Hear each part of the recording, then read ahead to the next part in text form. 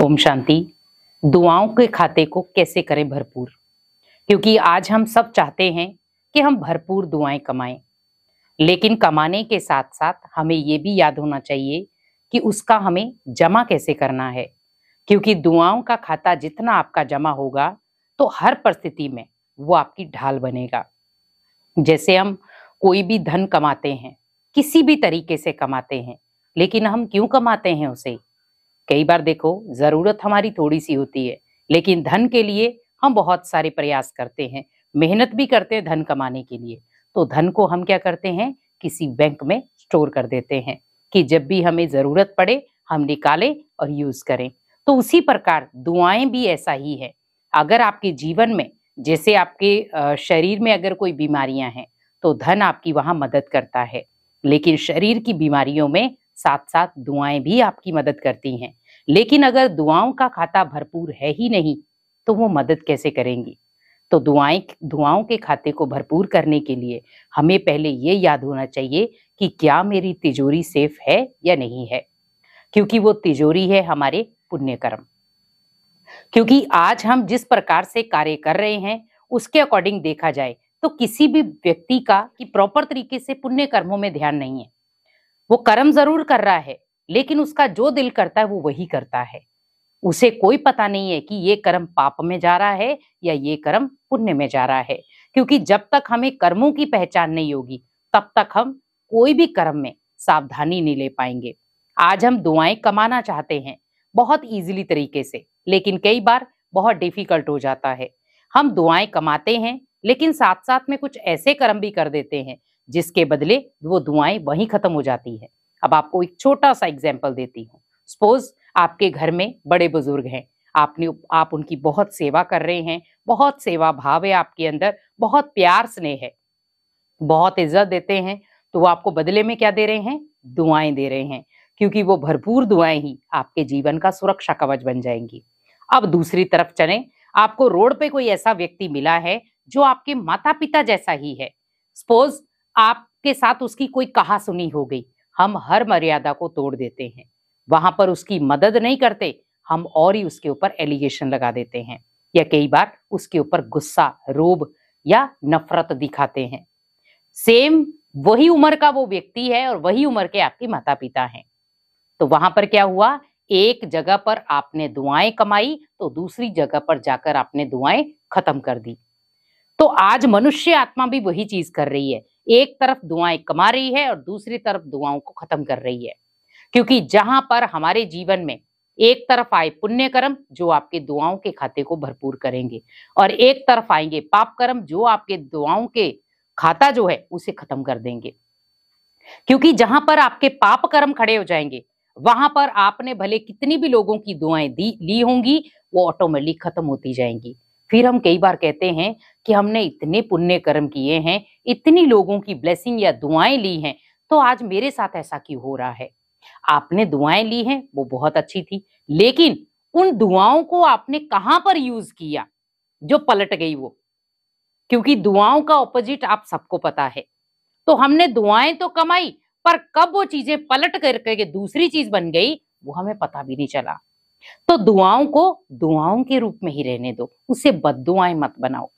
मान लो किसी ने आपको गाली भी निकाल दी है तो वो बद्दुआ में काउंट हो गया। आज हम देखें कि नॉर्मली हम शब्दों में गाली का प्रयोग करते हैं। बहुत सारे लोगों को देखा है, वो चलते फिरते नॉर्मली बातें करते भी गालियां निकाल देते हैं। आप थोड़ा अपने बोल पर बैलेंस रखें, क्योंकि जो आपके बोल होंगे वही आपका करेक्टर बनेगा और वही आपका चैप्टर बनेगा दुआओं का। आज सपोज अगर हम देवी देवताओं को पूज रहे हैं, महान पुरुषों को पूज रहे हैं, क्या उनके मुख से कभी आपने गालियां सुनी है? नहीं। तो हम क्यों निकाल रहे हैं? क्योंकि गालियां वो व्यक्ति निकालता है जिसको अपने जीवन से प्यार नहीं है, भगवान से प्यार नहीं है, अपने पुण्य कर्मों का खाता उसे बनाना ही नहीं है। क्योंकि आज व्यक्ति मेहनत कर रहा है ओनली धन कमाने में, उससे वो कितने जीवन नष्ट कर देता है उसे नहीं पता, कितने लोगों की लाइफ को दांव में लगा देता है कोई नहीं पता। लेकिन अगर आपको अपने जीवन को एक खुशनुमा तरीके से जीना है तो उसके लिए जीवन में वो दुआओं का खाता भरपूर होगा। कोई भी प्रकार से आप किसी की मदद कर रहे हैं तो आप खाता भरपूर कर सकते हैं। अगर आप किसी की मान लो कहीं मुसीबत आ गई है, आपने वहां पर जाकर मदद की तो भी आपको दुआएं मिलेंगी। आपने भूखे को भोजन कराया तो भी दुआएं मिलेंगी। आपने किसी को रास्ते चलते किसी को रास्ता बता दिया, वो भी दुआएं हैं। कई बार क्या होता है, कोई रास्ता भटक जाता है, आपके पास वो आया, आपको कहा कि मैं रास्ता भटक गया हूँ, क्या आप बता सकते हैं कि ये रास्ता कहाँ है? तो वो क्या कहे, तो आपने उसे इजीली रास्ता बता दिया कि आप ऐसे ऐसे जाएं और वहां आपको घर मिल जाएगा। तो क्या हुआ, उसका वो समय बच गया, तो आपने उसके समय को बचाया। ठीक है, तो वो आत्मा आपको क्या दे रही है? दुआएं, कि इस आत्मा का भला हो, इसने मुझे रास्ता दिखा दिया। तो जब आपके जीवन में बहुत सारी चीजें भलाई के रूप में आ गई, आप लोगों का भला करना जान गए, तो ऑटोमेटिकली आपका वो सुरक्षा कवच जो दुआओं का है वो भरपूर बनता जाएगा। क्योंकि कहा जाता है ना, बूंद बूंद से घड़ा भरता है और बूंद बूंद से खाली भी हो जाता है। लेकिन अगर घड़े के अंदर छेद है तो आपको पता भी नहीं है कि आप घड़े को भरते जा रहे हैं और घड़ा लीक होकर के खत्म होता जा रहा है। तो आज मनुष्य के अंदर भी वही चीजें हो रही हैं। वो दुआएं तो कमा रहा है, बहुत सारी चीजें कर रहा है दुआएं कमाने के लिए, लेकिन घड़े में छेद है। जो क्या हो रहा है, दुआएं कमा रहे हैं, वो डाल रहे हैं और निकलती जा रही हैं।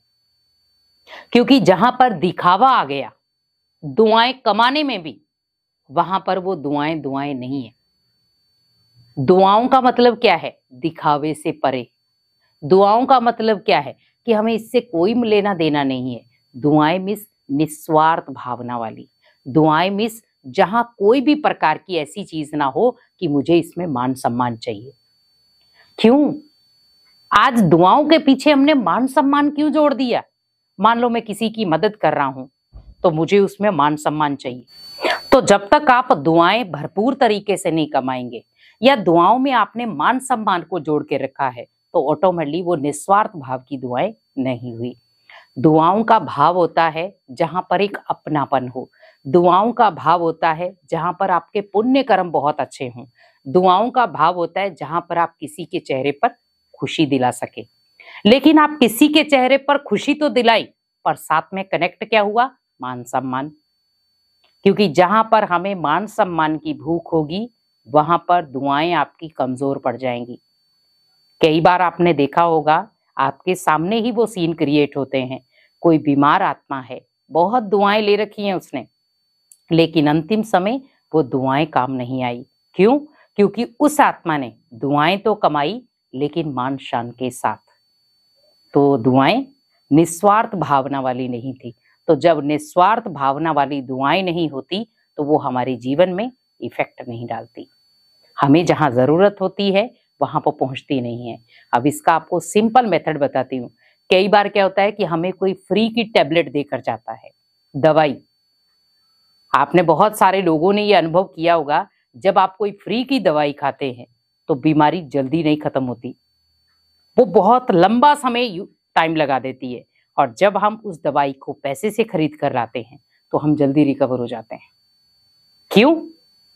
दुआएं, मैं ये नहीं कह रही हूं कि जैसे कोई गरीब व्यक्ति है उसके लिए जो फ्री की दवाई है वो तो अच्छी बात है कि उसे फ्री में मिल रही है, लेकिन कोशिश करें कि हमें दवाई के साथ साथ दुआएं भी कमानी है। लेकिन हम वो चीज ले सकते हैं, दवाई ले सकते हैं, लेकिन फिर भी हम फ्री के चक्कर में जा रहे हैं। नहीं, जहां पर आपको जरूरत नहीं है तो वहां पर थोड़ी सी दवाई से आप वो चीज को खत्म कर सकते हैं। लेकिन हम आज क्या कर रहे हैं? ओनली दवाइयां खा रहे हैं, दुआओं की तरफ तो ध्यान है ही नहीं।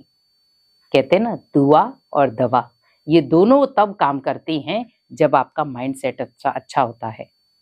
तो दुआएं भी आपके जीवन में जो आप दवा खाते हैं उसको तब खत्म करेंगी जब उसमें निस्वार्थ भावना होगी।